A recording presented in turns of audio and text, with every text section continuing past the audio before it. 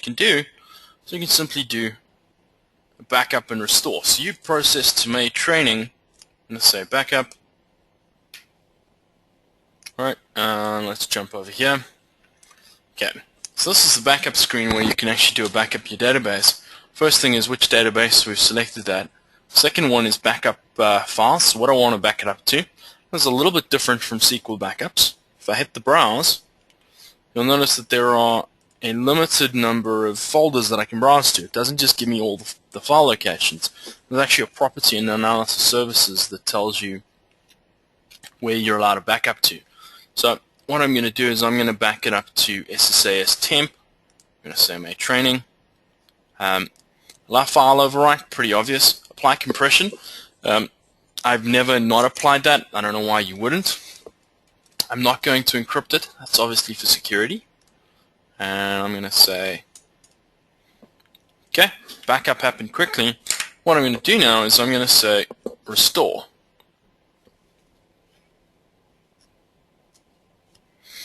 Easy enough. Where do I want to restore from? Hit the browse button.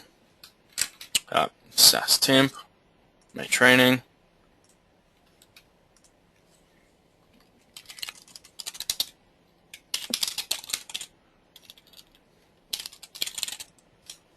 Okay. And you obviously have the ability to tell it where it must actually store the files that it's restoring. I'm going to hit OK.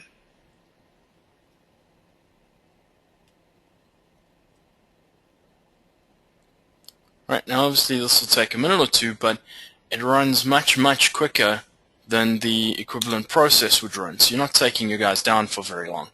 And of course now every one of the developers is working, then connects to this cube on the deployed main training database rather than the one that you're doing your processing on. This way you're not having this downtime while you wait for your cube to process. That's something that I find saves me quite a bit of time during development, because otherwise you have to wait for everything to load up. Okay, so that's the first piece of thought that I want you to give on your environment, and that's really splitting out the concept of your front-end dev from your cube dev. And to me that's quite an important concept to keep in mind. Some of the other concepts that we've got in here is little things like doing automatic testing when you deploy from environment to environment. That's pretty easy. All you're doing is we write a report that queries certain things on the production cube and certain things on the QA cube and just test them out and make sure that something we've done hasn't broken it. And that's the sort of thing like this, partition errors and that kind of thing. Okay. That's the environments.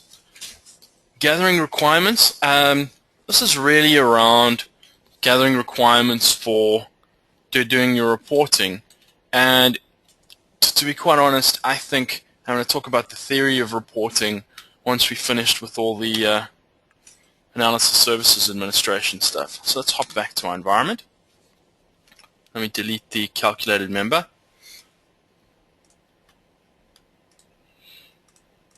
Okay, so quick quiz for the class. If we're on partitions, how many rows should we have typically in a partition?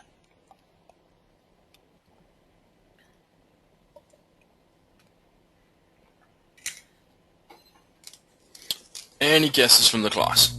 Was it 2 million? It wasn't 2 million. 2 million is an acceptable number, but it's not the limit.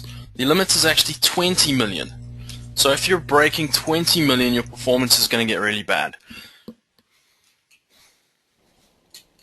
So just something to keep in mind. If your partition size breaks 20 million, then you're going to have really bad performance issues. If you've got 15 million rows in your table, you don't really need to partition. If you start getting bigger than that, you need to partition. The first place most people partition is the date, because then you can do incremental loads. You only process the later one. The next partition that I would look at if you're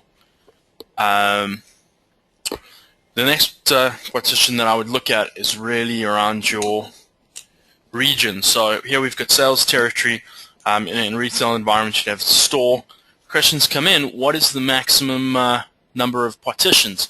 So the maximum number of partitions is actually 64,000, right? And if you multiply that out, that's several trillion rows, I think. So your 100 billion row table will you're going to have quite a lot of partitions there. I guess that's a transactional table from the bank, Joe. Yeah, but they want to drill down through it, so I got to ask. Yeah. So you're going to have. I could potentially have, like if we had that situation where you asked about, why would you want to make this table, the order number, the order table part of a dimension? I might have that situation, so I got to start thinking about how to handle big numbers. Huh. I don't recommend you have a 100 billion row dimension. I think analysis services will blow up at 100 billion rows. What would you do when you've got a 100 billion row dimension? So that's, yeah. If you need to drill through and get things like order numbers or transaction numbers off that. Yeah. Let's go through this, and then I'll go back and take a look at what I got that's running on DB2 and see how we can make it fit into this. So, thank you. Cool. Yeah, look, you're probably going to want to look at your dimension design and do something like have a, because I assume you're not going to want to look at all 100 billion rows at a detailed level all the time. You might actually try to partition your dimensions and have a current month's transaction dimension or something like that.